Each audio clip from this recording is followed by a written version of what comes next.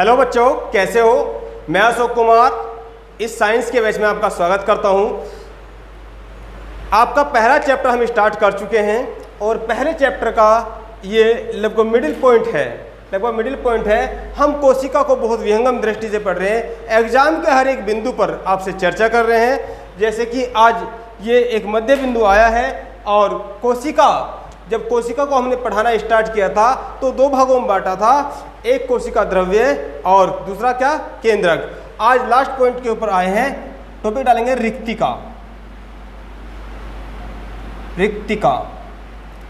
ठीक है, रिक्तिका क्या होती है? जो आपकी सेल है तो सेल के अंदर ये बीच वाला पॉइंट तो क्या है, केंद्रक है।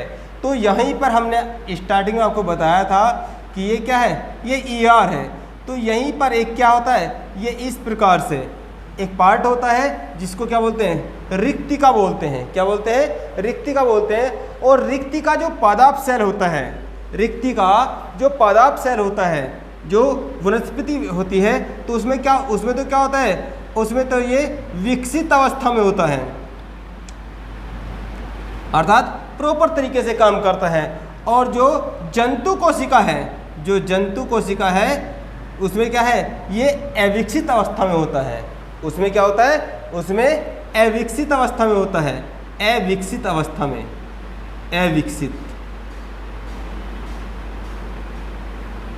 कार्य क्या है इसका? ये वाटर के प्रेशर को क्या करता है, ये वाटर के प्रेशर को ये मेंटेन रखता है। जब हम जल के अंदर जाते हैं तो आपने देखा होगा जो गोताखोर जब वाटर के अंदर जाते हैं, जल के अंदर जाते हैं, तो विशेष प्रकार की एक मशीन को लेकर जाते हैं तो ताकि उनको ऑक्सीजन मिलती रहे। तो यहाँ पर जो वाटर का प्रेशर है, हमारे शरीर के अंदर भी क्या होता है, जल होता है। तो ये वाटर के प्रेशर को कंट्रोल करने का काम करती है। क्या करती है? रिक्तिका वाटर के प्रेशर को कंट्रोल करने का कार्य करती है। तो टॉपिक डाल लीजिए रिक्तिका। ठीक है, टॉपिक डालेंगे रिक्तिका। इसमें लिखेंगे यह पादाप कोशिका, यह पादाप यानी कि वनस्पति, यह पादाप कोशिका में तो विकसित अवस्था में होती है। पादाप कोशिका में तो विकसित अवस्था में होती है, परंतु जंतु कोशिका में अविकसित अवस्था में पाई जाती है। नोट करके लिखेंगे, इसमें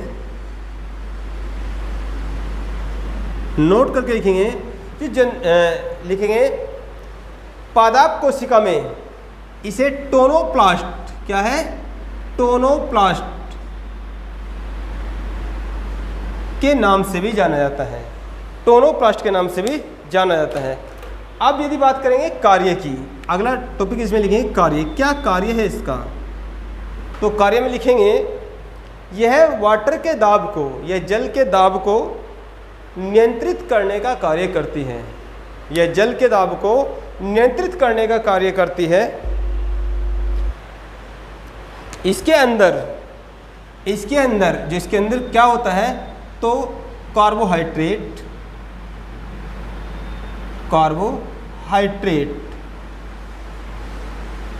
इसके अंदर कार्बोहाइड्रेट, वसा, ठीक है, वसा तो बहुत अल्प मात्रा में होती है, वसा को नहीं भी लिखने कोई दिक्कत नहीं, लेकिन कार्बोहाइड्रेट और प्रोटीन, क्या लिखेंगे, प्रोटीन। इसके अंदर कार्बोहाइड्रेट और प्रोटीन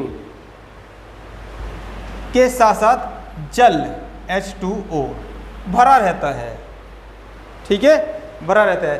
तो क्वेश्चन कितने प्रकार के इससे बने हैं?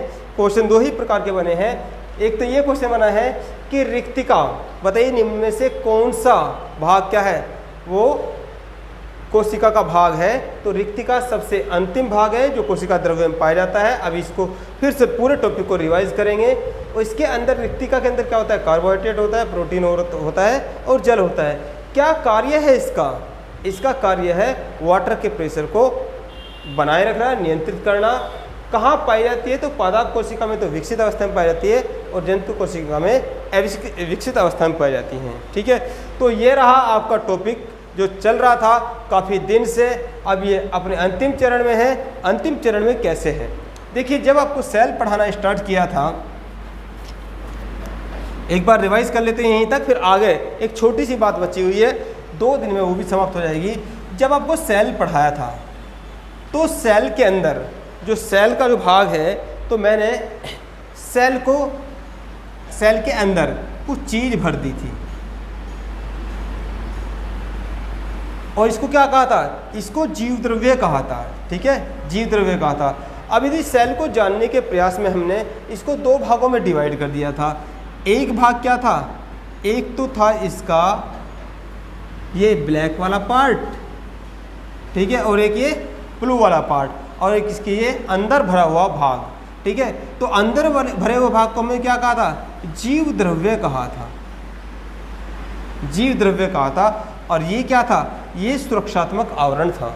ठीक है, तो जीव द्रव्य को क्या बताया था, सुरक्षात्मक आवरण, अर्थात कोशिका भित्ति इसको बोलते हैं, इसको क्या बोलते हैं, इसको कोशिका झिल्ली बोलते हैं।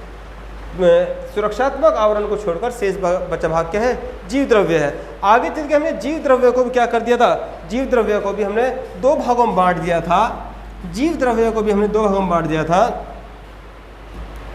और यहाँ पर ये जो जीव द्रव्य है, तो ये एक पार्ट तो इसका ये बीच वाला हो गया था, जिसे क्या कहते हैं, केंद्रक। और इसके अंदर क्या है, इसके अंदर कुछ लिक्विड भरा हुआ था। वैसे तो इसके अंदर भी कुछ भरा रहता है, केंद्रक के अंदर भी केंद्रक द्रव्य होता है, जिसके इसमें आज चर्चा करेंगे हम।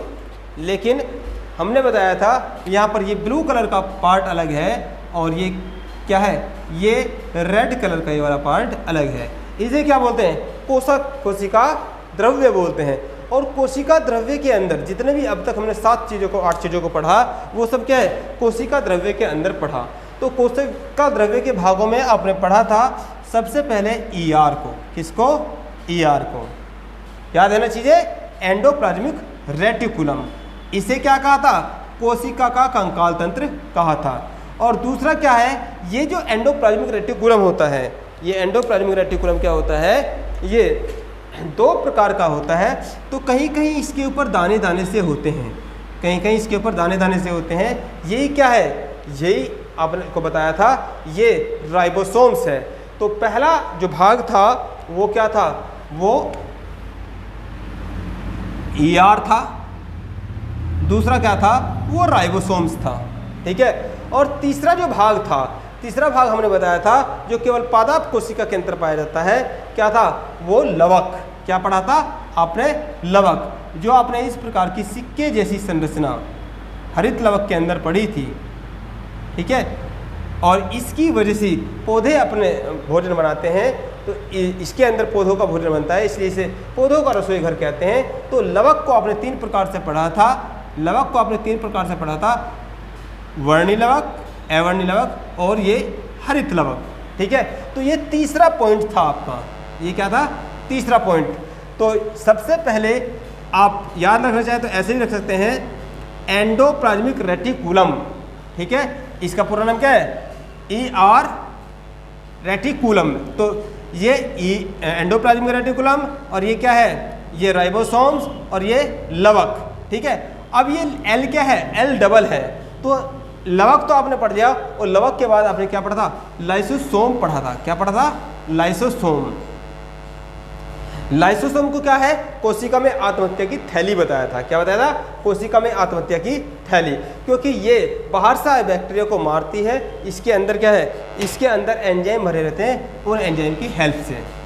और जब ये उसको मारने में असमर्थ रहती है, तो बताया था ये श्वम की थैली को क्या कर देती है, ये गला देती है, श्वम को थैली को गला देती है, इसलिए कोशिका में आत्महत्या की थैली इसको कहा जाता है। ठीक है, तो ER को भी समझ लिया हमने क्या था।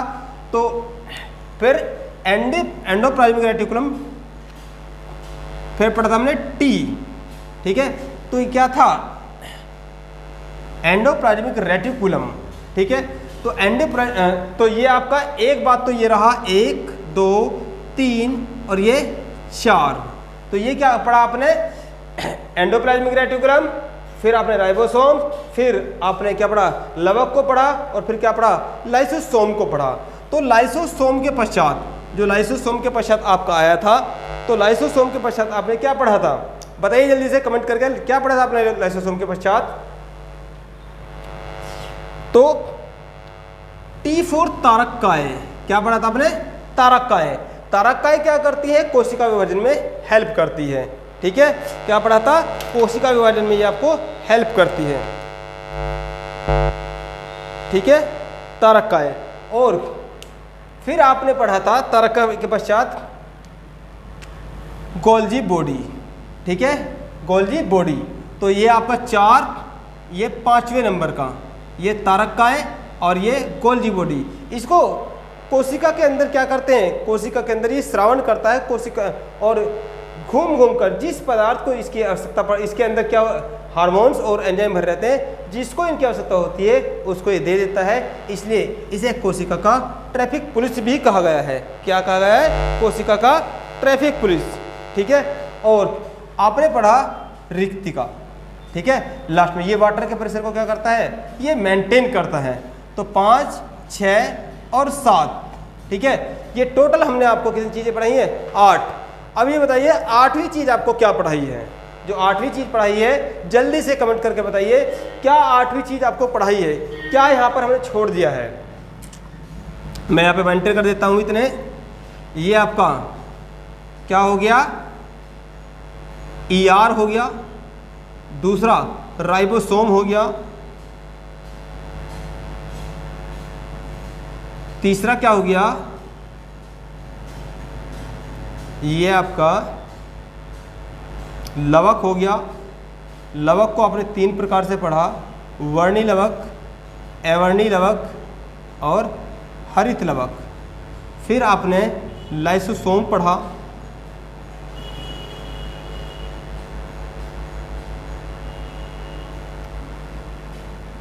फिर आपने किसको पढ़ा? लाइसोसोम। बताइए जल्दी से क्या किया है आपने, क्या आंसर दिया है? जल्दी से बताइए।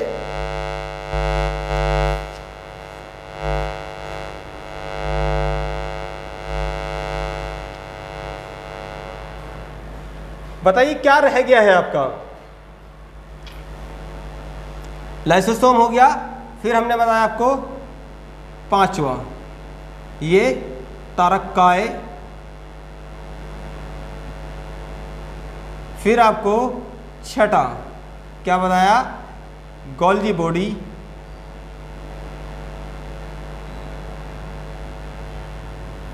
और 7वां आपको रिक्तिका, जो अभी भी आपको पढ़ाया।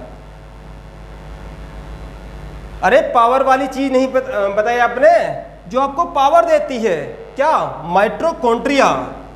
ठीक है, ये एक, इसमें क्रम से कुछ नहीं है, आप आगे पीछे कर सकते हैं। माइटोकॉन्ड्रिया।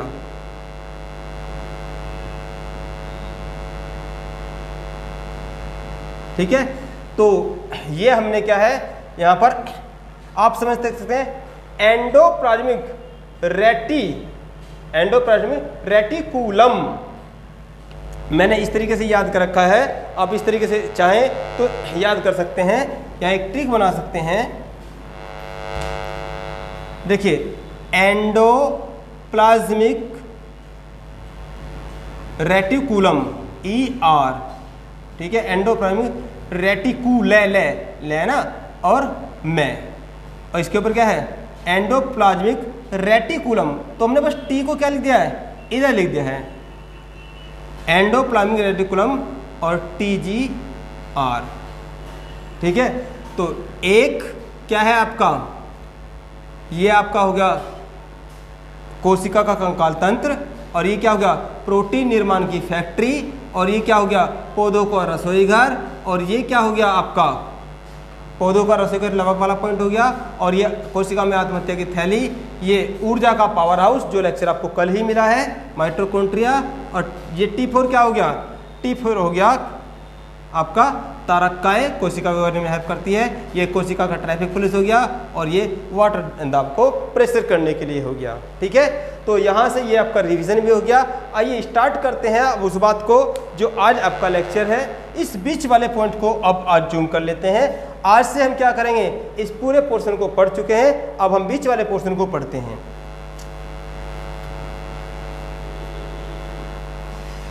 तो क्या टॉपिक डलेगा आपका? ये हुआ, देखिए ये कोशिका थी, ये कोशिका थी, और बीच में क्या था, ये केंद्रक था। अभी ब्लू कलर से मैंने इसके अंदर कुछ भरा था तो उसको भरेंगे। अब इस केंद्रक को निकाल कर क्या करते हैं, बड़ा कर देते हैं। केंद्रक को निकाल कर मैं क्या करता हूँ, यहाँ लिख देता हूँ ये केंद्रक, ये बीच वाले भाग को बड़ा कर दिया है। ठीक है, तो आज टॉपिक लिख लीजिए आप, क्या, केंद्रक। आज का टॉपिक क्या है, ये थोड़ा बीच में को ले लेते हैं, न्यूक्लियस। क्या है, केंद्रक। केंद्रक, इसको न्यूक्लियस बोलते हैं। उस छोटी सी चीज को यहां पर हम क्या करते हैं, बड़ा कर देते हैं, बड़ा कर देते हैं। तो देखिए केंद्रक को बड़ा करते हैं और केंद्रक के अंदर जो ब्लू कलर का भरा था, केंद्रक के अंदर जो ब्लू कलर का भरा था वो क्या है, वो केंद्रक द्रव्य है। क्या है, केंद्रक द्रव्य है। और ये जो ब्लैक कलर का हमने बनाया है, जो ब्लैक कलर का बनाया है, ये क्या है, ये केंद्रक कला है। तो ये तो हुआ केंद्रक कला, कला। और ये जो अंदर है ये केंद्रक द्रव्य है।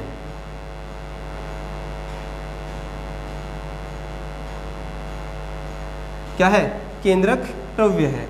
यहां लिख देते हैं केंद्रक द्रव्य। ठीक है, यहां से ये रफ कर देते हैं, इसको ब्लू कलर में ले लेते हैं। अभी और भी कुछ इसके अंदर समझाना है इसलिए यहाँ से हटाया है। ठीक है, तो केंद्रक के अंदर ये चीज़ होती है, केंद्रक द्रव्य भरा होता है। और इसी में क्या होता है, इसी में यहाँ पर इस प्रकार से उलझे हुए धागों की भांति, ये ग्रीन कलर में जो बना रहे हैं, उलझे हुए धागों की भांति। ठीक है, ये क्या होते हैं, क्रोमेटिन धागे होते हैं। ये हरे कलर से लिख देते हैं कि क्रोमेटिन धागे होते हैं, क्रोमेटिन धागे होते हैं। ठीक है, और यहाँ पर एक रेड कलर से बनाते हैं, इसी के अंदर यहाँ पर ये जो पोर्शन होता है इसको क्या बोलते हैं, इसको केंद्रिका बोलते हैं। ये डायग्राम आप बना लीजिए और टॉपिक डाल लीजिए केंद्रक। जल्दी से कीजिए, स्क्रीनशॉट भी ले सकते हैं। ठीक है, जल्दी कीजिए।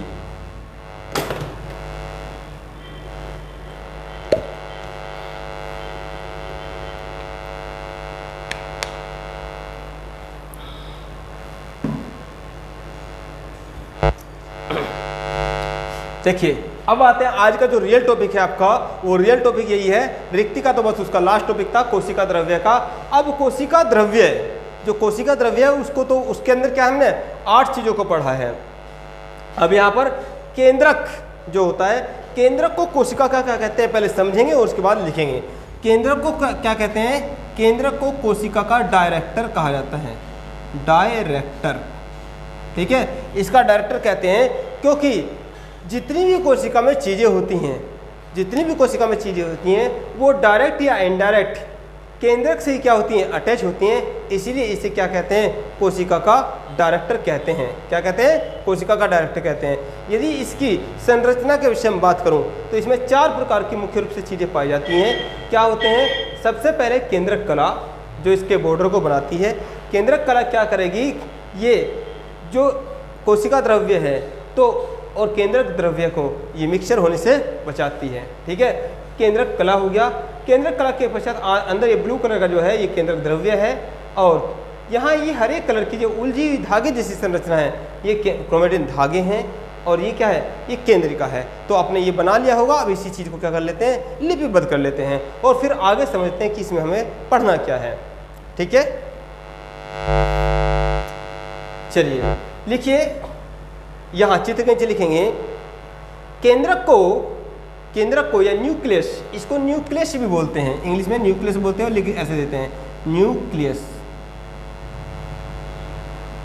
ऐसे एग्जाम में लिखा हो जाएगा, पता ही निम्न में से कोशिका का डायरेक्टर कौन सा होता है, तो न्यूक्लियस। ठीक है, तो लिखेंगे केंद्रक को कोशिका का डायरेक्टर कहा जाता है क्योंकि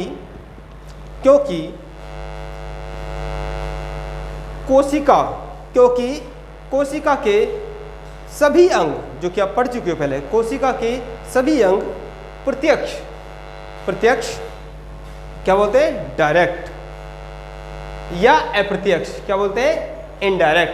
प्रत्यक्ष या अप्रत्यक्ष रूप में इसी से संबंधित होते हैं या इसी से निर्देशित होते हैं।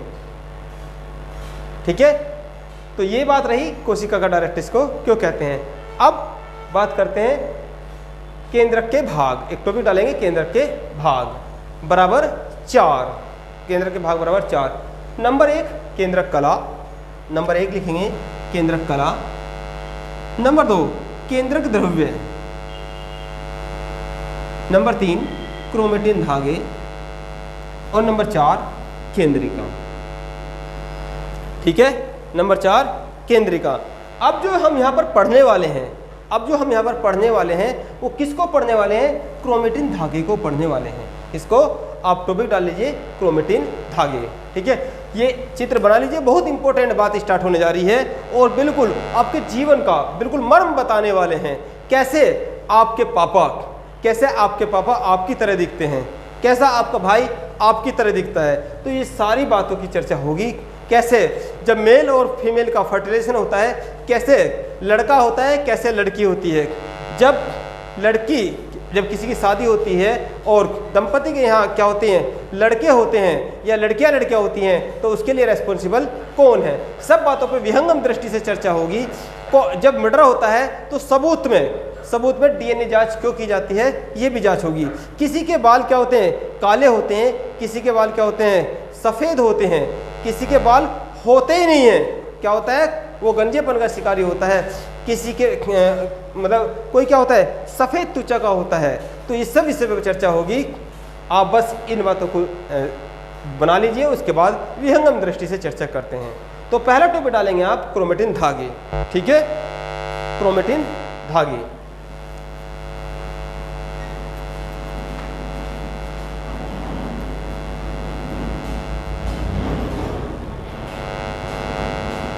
देखिए क्रोमेटिन धागे, आपने डाला क्रोमेटिन धागे, क्रोमेटिन धागे। जो क्रोमेटिन धागे हैं, तो ये क्रोमेटिन धागे जो क्रोमेटिन धागे होते हैं, तो क्रोमेटिन धागों में क्या होता है, यही जब फर्टिलाइजेशन होता है, यही टूटकर क्या होते हैं, मोटे हो जाते हैं। ठीक है, यही क्या होता है, टूटकर मोटे हो जाते हैं और यही आगे चल के गुणसूत्रों में तब्दील होते हैं। यही आप आगे चल के गुणसूत्रों में तब्दील होते हैं। इसमें और कोशिका विभाजन जो होता है वो उसमें इनका भी बहुत बड़ा रोल होता है। इसी को क्रोमोसोम कहते हैं। आप डाल लीजिए क्रोमोसोम।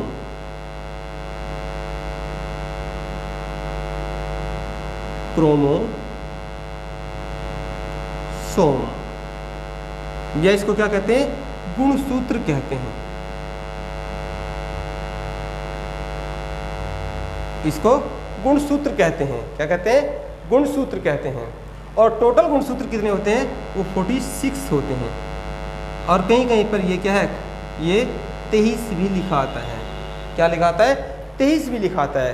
तो वो जो पेयर में बात आती है, तो पेयर में कितना होता है, जोड़ी में 23 होते हैं और वैसे क्या होते हैं, 46 होते हैं। ठीक है, तो इसके विषय में विस्तार से चर्चा करेंगे और कल करेंगे इसके विषय में बात बहुत विहंगम दृष्टि से। ठीक है, तो क्लास को आज यहीं पे समाप्त करते हैं। बाकी आप कोई भी बातें हो आप जो फ़ोन करके पूछ सकते हो। और मैंने आपको बता रखा है कि जो नंबर है वो नंबर क्या है, 84 49 30 40 62। इस नंबर पर आप कॉल कर सकते हैं। जैसे कि लास्ट डे आपकी क्लास नहीं आई थी, तो वो आप पूछ सकते थे कि सर क्लास किस लिए नहीं आई है, तो वो मैं आपको बताता कि क्लास किस लिए नहीं आई है। असलियत में मैंने क्या किया था, मैंने आपको पूरा जितना पढ़ा दिया है उसके रिवीजन के लिए एक दिन का ब्रेक किया था। तो चीज़ों को धीरे धीरे क्या है, धीरे धीरे अपनी मुट्ठी में पकड़ते हुए चलिए। तो कल पढ़ाएंगे, इसके विषय में विस्तार से चर्चा करेंगे। आज मैंने इसी वजह से कई बच्चों से फ़ोन पे बातें हुई हैं, तो जब उनके आंसर नहीं मिल पाए तो आज मैंने पूरा रिवीजन कराया है, पिछला रिवीजन कराया है। तो इस टॉपिक को कल पढ़ेंगे अच्छी तरीके से। Class over.